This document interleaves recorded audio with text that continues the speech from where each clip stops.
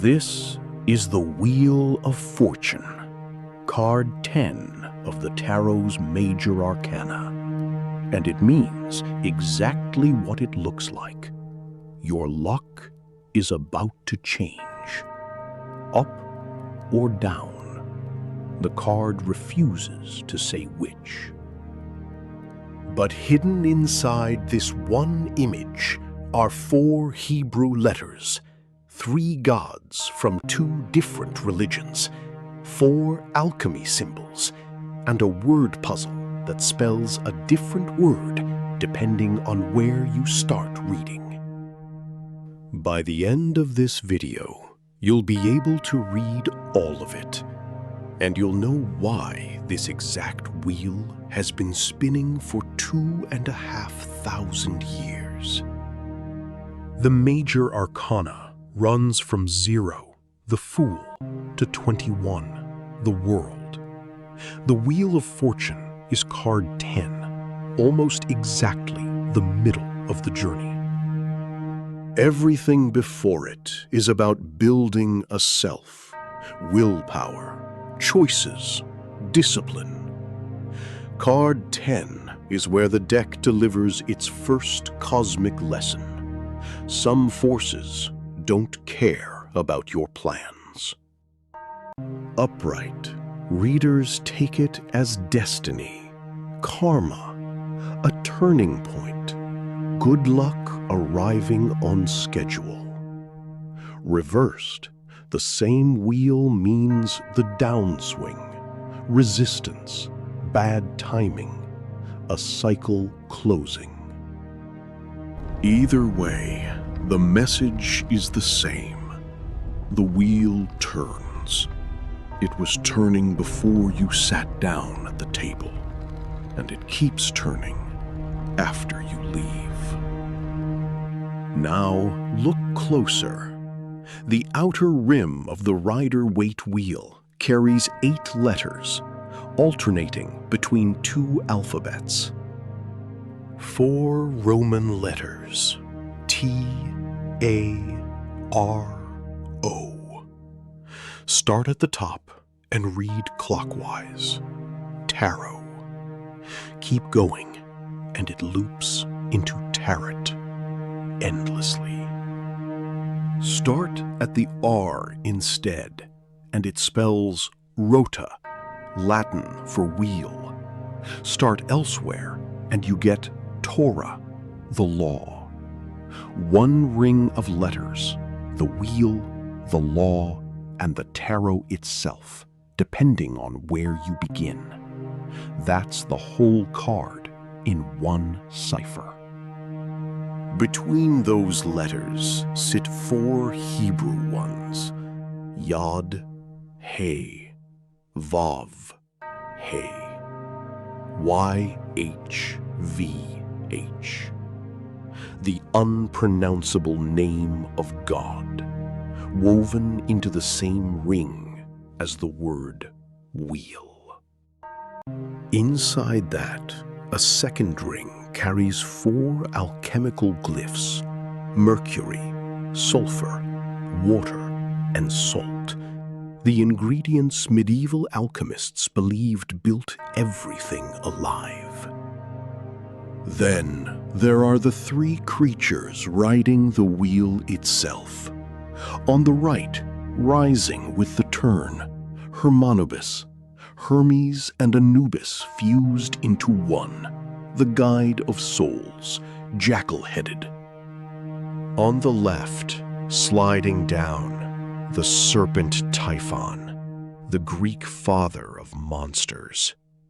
The force that tears things apart, descending as the wheel turns. And on top, not riding the wheel, but sitting still at its summit, a sphinx holding a sword, the one figure that doesn't move when everything else does. In the 4 corners, on clouds, an angel, an eagle, a bull, and a lion.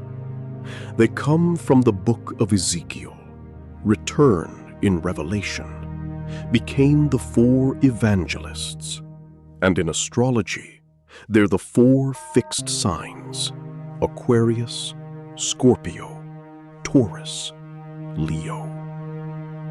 Look closely, and every one of them is reading a book, studying the wheel, trying to learn the rules of a machine that never stops. None of this is accidental. The artist, Pamela Colman Smith, was a member of the Golden Dawn, a Victorian secret society obsessed with exactly this kind of layered code. She drew all 78 cards in 1909 and packed the wheel with more symbols per square inch than any other card in the deck. Here's the part most tarot guides skip. The wheel is far, far older than the card. Rome had a goddess for it, Fortuna. She was painted blindfolded, spinning a wheel at random. Emperors, generals, slaves, everyone rode it, and she owed none of them an explanation.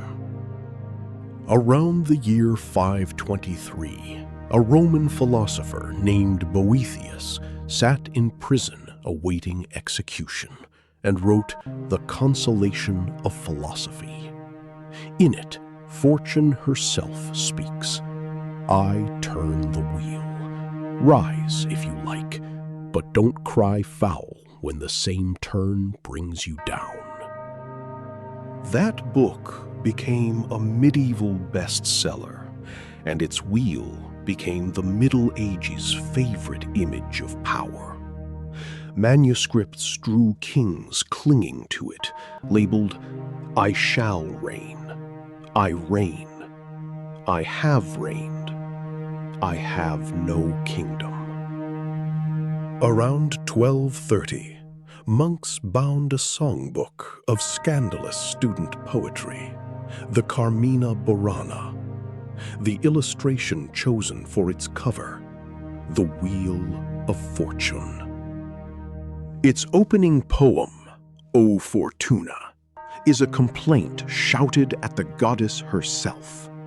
700 years later, Karl Orff set it to music, and you have absolutely heard it. It's the thunderclap choir in half the movie trailers ever cut. So when the tarot appeared, the wheel walked straight in, because everyone already knew what it meant. And here's the twist. Tarot wasn't born mystical. It was a card game. The first record is from Florence, 1440, a note about decks of triumphi, triumph cards, changing hands. The oldest surviving decks were painted in gold leaf for the Dukes of Milan, the Visconti Sforza cards. For 340 years, that's all tarot was, a game. Then, in 1781, a French pastor named Antoine Court de Gebelin published an essay claiming tarot was secretly the lost Book of Thoth, ancient Egyptian wisdom in disguise. He was completely wrong. Egypt had nothing to do with it. But the idea was irresistible. Within a generation, tarot became the oracle we know, and in 1909, Waite and Smith rebuilt the whole deck around that occult tradition. The wheel got its Hebrew letters, its alchemy, its Egyptian gods. A medieval gambling card became a compressed library of Western mysticism. Which brings us to why people still wear it. This is the Wheel of Fortune in solid sterling silver, the full Rider-Waite composition, reproduced at 20 by 48 millimeters. The four corner creatures are carved in enough relief that you can tell the angel from the eagle by touch. 10 grams of 925 silver, the oxidized field does what candlelight did for the painted card.